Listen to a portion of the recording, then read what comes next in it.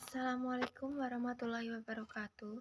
Di sini saya akan mempresentasikan review jurnal dengan tema Plasma Metabolic Signature and Abnormalities in HIV Infected Individuals on Long-Term Successful Antiretroviral Therapy.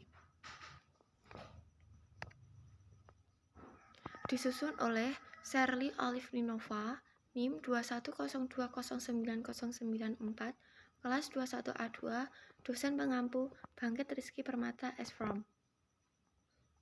Berikut jurnal yang saya ambil, teman-teman. Yang pertama, pendahuluan. Studi metabolimik yang ditargetkan melaporkan kelainan metabolik pada orang yang diobati dan yang tidak diobati yang hidup dengan human immunodeficiency virus atau HIV UDHA. Penelitian ini bertujuan untuk memahami perubahan metabolimik plasma dan memprediksi risiko percepatan penuaan pada UDHA yang menggunakan terapi antiretroviral ART supresif jangka panjang dalam pengaturan studi kasus kontrol dan hubungannya dengan biomarker proteomik plasma peradangan dan cacat neurologis. Sampel plasma diperoleh dari UDHA yang berhasil menjalani ART jangka panjang selama lebih dari 5 tahun, N sama dengan 22, dan orang sehat HIV negatif yang cocok, N sama dengan 22, HC di sini. Pembuatan profil metabolit tak tertarget dilakukan dengan menggunakan kromatografi cair kinerja tinggi atau spektrometri massa UHPLC atau MS.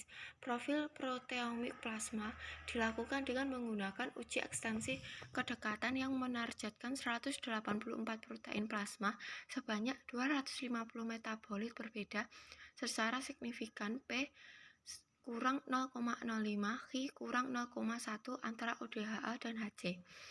Kadar beberapa asam amino esensial dalam plasma kecuali histidin, asam amino rantai cabang, dan asam amino aromatik, fenilalanin, tirosin, triptofan secara signifikan lebih rendah pada UDHA dibandingkan dengan HC.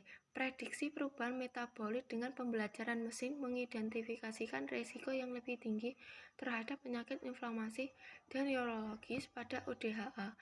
Kelainan metabolik diamati pada tingkat asam amino, energi, dan fosfolipid serta lipid kompleks yang dapat mencerminkan perbedaan tingkat lipoprotein pada UDHA yang dapat menyerupai sindrom metabolik.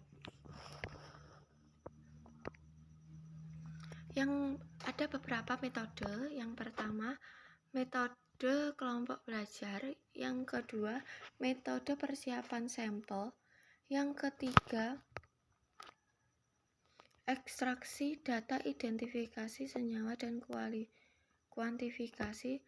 Yang keempat, metode pembuatan profil proteomik plasma. Yang kelima, metode analisis statistik dan bioinformatika. Yang pertama, metode kelompok belajar. Penelitian ini melibatkan individu dengan status HIV-1 positif yang telah menjalani terapi antiretroviral atau ART jangka panjang yang berhasil selama lebih dari 5 tahun. Kelompok ODHA N sama dengan 22 dan individu sehat yang sesuai dengan usia, jenis kelamin dan gaya hidup tanpa penyakit kronis. Kelompok HC N sama dengan 22. Peserta dipilih dari kelompok yang lebih besar yang datang ke pusat ART tersier untuk mendapatkan perawatan standar rutin di rumah sakit pemerintah untuk pengobatan toraks GHTM di Chennai, India. Yang kedua, metode persiapan sampel dan kromatografi cair kinerja tinggi atau spektrometri massa, spektrometri massa, UHPLC atau MS. Persiapan sampel. Sampel plasma dicampur dengan metanol untuk mendapatkan beragam metabolit secara kimiawi setelah pengendapan protein. Ekstrak metanol dibagi menjadi 4 fraksi, 2 untuk analisis dengan 2 metode reserve fase, RP atau UPLC atau MS yang terpisah menggunakan electrospray ionization (ESI) dalam mode ion positif. 1 untuk analisis dengan RP atau UPLC atau MS dalam mode ion negatif. dan satu untuk analisis dengan HILIC atau UPLC atau MS atau MS dalam mode ion negatif. Analisis MS bergantian antara pemilihan MS dan MS yang bergantung pada data menggunakan eksklusif dinamis. Sampel gabungan dibuat dengan mengambil setiap sampel yang berfungsi sebagai replikasi teknik dalam pengujian, sementara sampel air murni berfungsi sebagai blanco proses dan campuran standar kontrol kualitas gizi metabolon ditambahkan ke setiap sampel standar untuk mengidentifikasi variabilitas instrumen. Variabilitas instrumen ditentukan dengan menghitung deviasi standar relatif RSD rata-rata untuk standar internal, yaitu 4% sampel dari kedua kelompok diacak di seluruh platform, dan standar internal serta blanco proses ditambahkan ke setiap sampel sebelum diinjeksikan ke dalam spektrometer massa. Kromatografi cair kinerja tinggi atau spektrometri massa atau spektrometri massa, UHPLC atau MS atau MS. Pembuatan profil metabolit yang tidak ditargetkan dilakukan dengan menggunakan UHPLC atau MS. Sistem UHPLC digabungkan dengan spektrometer massa yang dilengkapi dengan sumber ionisasi elektrospray atau ISI. Pemisahan kromatografi dilakukan dengan menggunakan kolom fase terbalik dengan sistem elusi gradient. Spektrometer massa dioperasikan dalam mode ion positif dan negatif, dan data diperoleh dalam mode pemindaian penuh. Data yang diperoleh diproses menggunakan perangkat lunak yang sesuai untuk identifikasi puncak, kuantifikasi, dan analisis data. Yang ketiga, metode ekstraksi data, identifikasi senyawa, dan kuantifikasi. Ekstraksi data mentah, identifikasi puncak, dan proses gizi dilakukan dengan menggunakan perangkat keras dan perangkat lunak milik metabolon. Metabolit identifikasi menggunakan perpustakaan interval yang dimiliki berdasarkan standar yang berisi waktu retensi atau indeks RI, rasio massa terhadap muatan, dan data kromatografi termasuk data spektra MS atau MS pada molekul yang ada di perpustakaan. Entry spektrum massa ditambahkan dibuat untuk biokimia yang tidak disebutkan namanya secara struktural yang diidentifikasi berdasarkan sifatnya yang berulang, baik kromatografi maupun spektrum massa. Puncak-puncak dikuantifikasi dengan menggunakan area di bawah kurva. Data biokimia dinormalisasi untuk volume plasma. Yang keempat, metode pembuatan profil proteomik plasma. Pembuatan profil proteomik plasma dilakukan dengan menggunakan teknologi proximity tensi assay atau PEA, Olik Biosensi AB, Uppala, Swedia. Kami memilih panel inflamasi Olik yang mencakup 92 biomarker protein terkait inflamasi dan panel eksplorasi saraf yang terdiri dari 92 protein untuk penyakit terkait neurologi. Rincian penanda yang tersedia, rentang analisisnya, dan batas deteksi yang lebih rendah di setiap panel. Yang kelima, metode analisis statistik dan bioinformatika. Data yang telah ditransformasi log dan dinormalisasi volume digunakan untuk analisis statistik standar. Proses pemeringkatan fitur menggunakan algoritma hutan acak dijalankan menggunakan paket R, random forest, uji T, 2 sampel WERS, dan analisis korelasi dilakukan dengan menggunakan paket statistik R. Plot gunung berapi dan peta panas dibuat dengan menggunakan paket R, ggplot, dan gplots.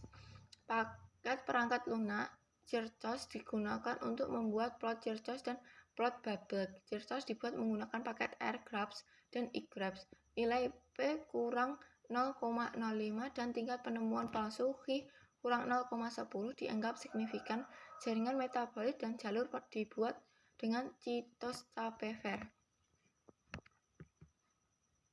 Selanjutnya, hasil dan pembahasan. Karakteristik kelompok disajikan pada tabel 1, bisa dilihat. Para peserta disaring dari kelompok yang lebih besar yang terdiri dari 553 orang yang menghadiri pusat ART tersier untuk mendapatkan perawatan standar rutin dari bagian selatan India. Karakteristik kohort lengkap disajikan di tempat. lain semua, ODHA memulai pengobatan dengan jumlah sel T CD4+ yang sangat rendah, tetapi semuanya memiliki jumlah sel T CD4+ yang lebih tinggi pada saat pengambilan sampel. Panjang telomere leukosit secara signifikan lebih pendek pada ODHA dibandingkan dengan orang sehat HIV negatif HC. Median rentang intrakuartil QR reservoir HIV-1 laten yang diukur dengan jumlah salinan DNA HIV-1 adalah 2,78 salinan 106 sel molekuler darah, tapi PBMC di antara ODHA 59% menggunakan AZT atau T3TC NFP dan 41% menggunakan TDF atau 3TC atau EFV yang merupakan terapi lini pertama di negara ini, dan mereka tidak memiliki bukti kegagalan pengobatan. Yang kedua, ringkasan metabolit. Dalam penelitian ini dilakukan analisis metabolomik plasma pada orang dengan HIV atau AIDS ODHA untuk mengidentifikasi kelainan metabolik yang terkait dengan penyakit ini. Hasil analisis menunjukkan perubahan pada beberapa jalur biologis termasuk metabolisme asam amino, metabolisme energi, urea, dan siklus TCA. Selain itu, terdapat perubahan pada ceramid, fosfolipid, dan lipid kompleks lainnya pada ODHA. Analisis pengayaan jalur juga mengungkapkan bahwa jalur teratas yang terkait dengan tingkat diferensial metabolit dengan jalur asam amino esensial seperti lisin, fenilalanin, triptofan, leusin, isoleusin, valin, metionin, dan treonin memiliki tingkat yang lebih rendah pada ODHA dibandingkan dengan kelompok kontrol. Metabolit ini juga terkait dengan gangguan imunologi, inflamasi, dan gangguan neurologis pada ODHA. Metode yang digunakan dalam analisis metabolomik ini adalah kromatografi cair kinerja tinggi atau spektrometri massal. Hasil analisis pengayaan jalur dari Immunity Pathway Analysis IPA untuk data metabolon antara ODHA dan HC 20 jalur kronik teratas berwarna hijau ditampilkan di ukuran gelembung relatif terhadap nilai P metabolit warna merah yang terkait garis abu-abu kontinu. Selanjutnya,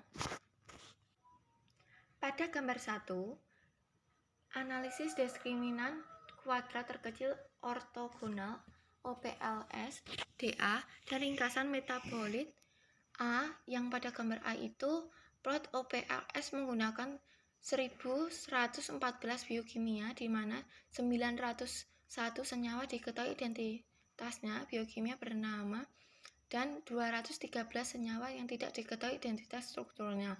Senyawa yang tidak diketahui namanya mengidentifikasi pengelompokan kelompok human immunodeficiency virus atau HIV kontrol negatif berwarna hijau dan oranye yang hidup dengan HIV ODHA pada tenofovir, lamivudine atau efavirenz atau TD5 atau 3TC atau EVC oranye dan ODHA pada zidovudine dan lamivudine. Gambar selanjutnya ini ringkasan metabolit 4 analisis perbandingan yang berbeda dilakukan terhadap ODHA dibandingkan dengan kontrol sehat HC vis ODHA. Pasien yang memakai tenofovir, lamivudine, efavirenz, TLE dibandingkan dengan HC vis TLE. Pasien yang memakai zidovudine atau lamivudine dibandingkan dengan HC vis ZLN, dan pasien yang memakai ZLN dibandingkan dengan pasien yang memakai TLN, ZLN, dan vis TLE. Yang gambar A ini jumlah metabolit yang secara signifikan P kurang 0,05, V kurang 0,1 lebih rendah pada ODHA ditandai dengan huruf tebal dibandingkan dengan HC dan pasien yang memakai ZLN. Yang B ini jumlah metabolit yang secara signifikan P kurang 0,05, Hi kurang 0,1 lebih tinggi pada ODHA, TLE, ZLN ditandai dengan huruf tebal dibandingkan dengan HC dan pasien ZLN ditandai dengan huruf tebal dibandingkan dengan pasien TLN. Yang ketiga ini penyakit dan biofungsi diprediksi oleh analisis jalur kecerdasan IPA. Untuk menyimpulkan dampak biologis yang mungkin terkait dengan perubahan metabolisme pada ODHA, kami menggunakan IPA pada metabolit dengan ID HMBDN sama dengan 228 yang dipetakan. IPA memprediksi efek pada penyakit dan biofungsi yang terkait dengan penyakit imunologi, penyakit inflamasi dan respon inflamasi, penyakit neurologis dan cedera, serta kelainan organisme, P kurang 0,05. Pada gambar A ini, prediksi aktivasi atau penghambatan penyakit atau biofungsi pada ODHA dihitung sebanyak Z-score negatif atau positif terdapat peningkatan penyerapan asam amino spesifik termasuk alanin dan L-prolin, serta pengangkutan di glukosa, cedera pada sistem saraf pusat, dan pengangkutan molekul P kurang 0,001. Bisa dilihat ya teman-teman, gambar nomor 4 ini anatosi metabolon analisis biofungsi. Yang A ini analisis analogi metabolon yang diperoleh dari analisis jalur kecerdikan IPA. Gambar tersebut memvisualisasikan fungsi biologis yang paling signifikan P 0,05 dan metabolit yang sesuai. Yang B ini hasil analisis pengayaan jalur dari IPA untuk gelembung relatif terhadap nilai P. Skor Z negatif menyiratkan penurunan regulasi yang signifikan dari jalur dan sebaliknya. Selanjutnya, identifikasi biomarker potensial. Analisis menggunakan random forest, RF, dan Ingenuity Partnerwise Analysis IPA mengidentifikasi biomarker potensial yang membedakan antara kontrol sehat HC dan yang dengan HIV atau AIDS ODHA. Biomarker potensial yang membedakan mencakup akurasi prediksi 100% untuk HC vis ODHA dan 86% untuk ODHA TLE vis ODHA ZLN. Metabolit yang berkontribusi paling besar dalam pemisahan kelompok tersebut, terutama terlibat dalam metabolisme asam amino dan metabolisme lipid, perubahan metabolisme asam amino, dan rasio kinurenin terhadap triptofan K-T. Pada ODHA, dua metabolit yang sangat menarik adalah metionin sulfon dan metabolomik laksan tersulfasi. Selanjutnya, nomor 5, perubahan metabolisme asam amino dan rasio kinurenin terhadap triptofan Kt pada ODHA. Analisis tersebut menunjukkan perubahan signifikan dalam metabolisme asam amino pada orang dengan HIV atau AIDS ODHA, termasuk kadar asam amino esensial EAA yang lebih rendah seperti lisin, fenilalanin, triptofan, leusin, isoleusin, valid, metionin, dan threonine dibandingkan dengan kontrol yang sehat HC. Secara khusus, kadar triptofan berkurang secara signifikan pada ODHA dibandingkan dengan HC. Selain itu, rasio kinurenin terhadap triptofan Kt meningkat secara signifikan pada ODHA.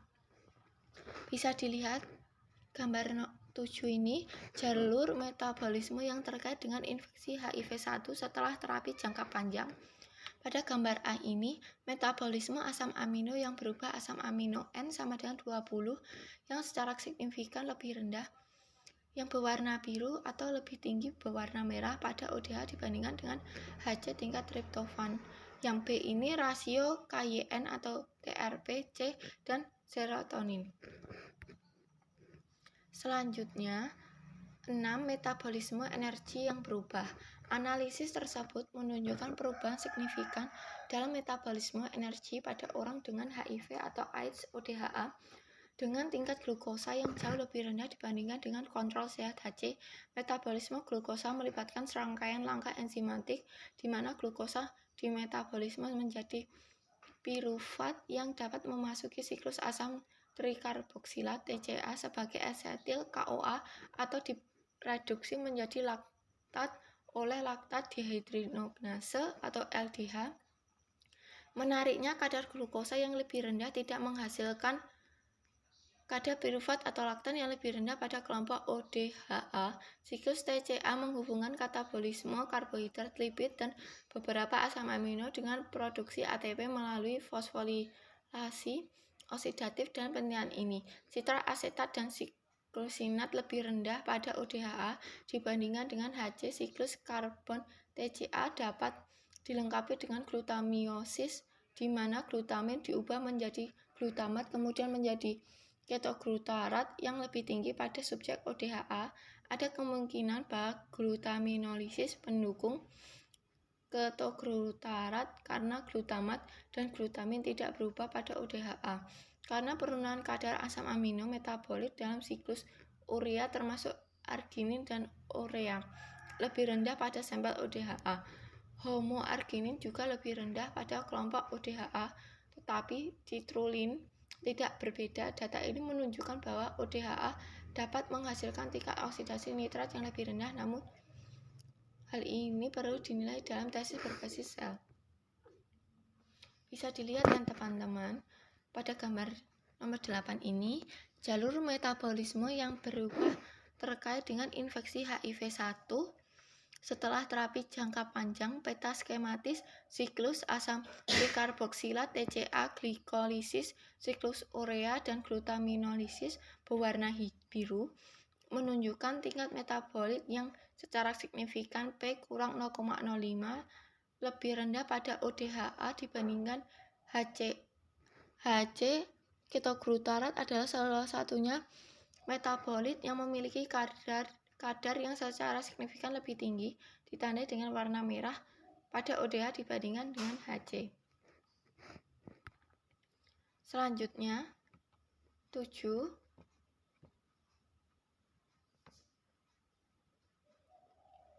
Perubahan fosfolipid, ceramid, dan lipid kompleks lainnya.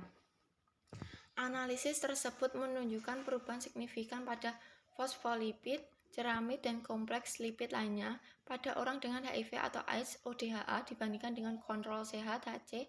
Secara khusus, kadar fosfatidilkolin PC yang lebih tinggi seperti 1 steroli, 2 oleoli, glisero, 3 fosfolkolin, dan GPC lisofosfolipid seperti 1 lignoserol GPC diamati pada kelompok ODH. Selain itu, kadar ceramid termasuk N-palmitoylsphingosine lebih tinggi pada ODH dibandingkan dengan HC.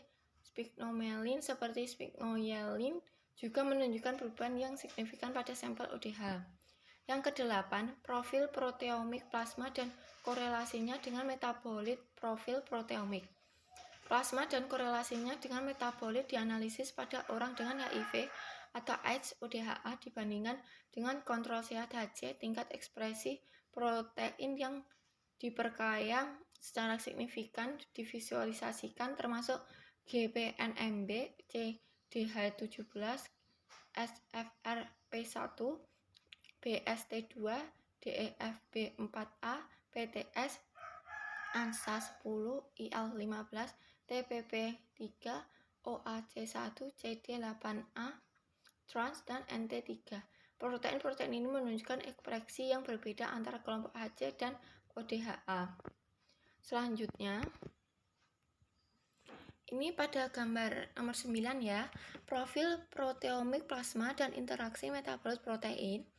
Visualisasi ekspresi protein yang dinormalisasikan NPX dan protein yang diperkaya secara signifikan P kurang 0,05 dan uji T2 sampel wedge antara kelompok HC berwarna hijau dan ODHA berwarna orange.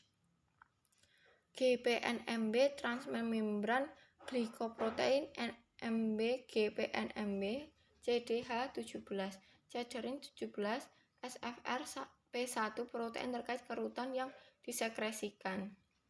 Pada gambar 10 ini, yang gambar A ini visualisasi koefisien korelasi Pearson dan pengelompokan hierarki antara metabolit dan protein.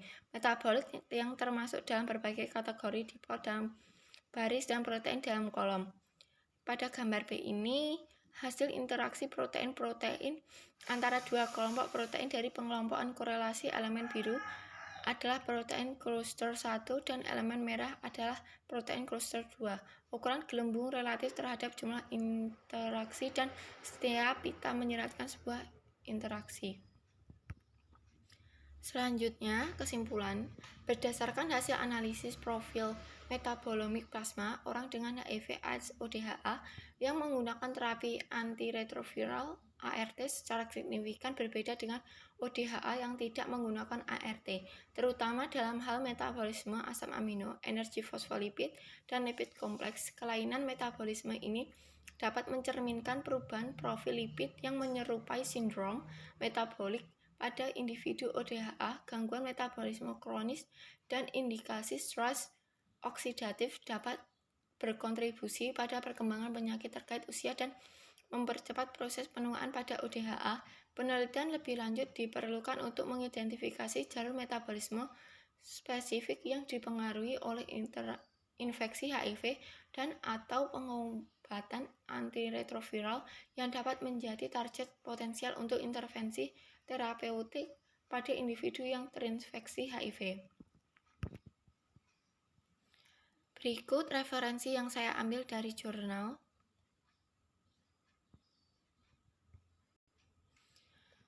Sekian dari saya. Terima kasih atas perhatiannya. Saya mengucapkan terima kasih sekali lagi. Wassalamualaikum warahmatullahi wabarakatuh.